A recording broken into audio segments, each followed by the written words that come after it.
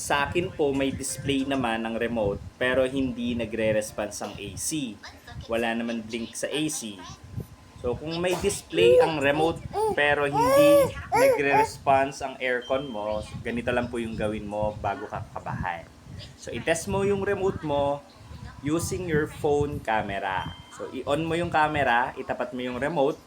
So pindutin mo kahit anong button. Kapag nakita mong may umiilaw na purple or white sa lens, yan, gumagana pa yung remote. Kapag wala namang nakikitang ilaw, ibig sabihin remote yung problema.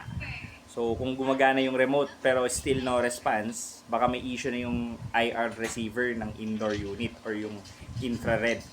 So, kung gumagana yung remote pero still no response, baka nga may issue na yung IR receiver ng indoor unit.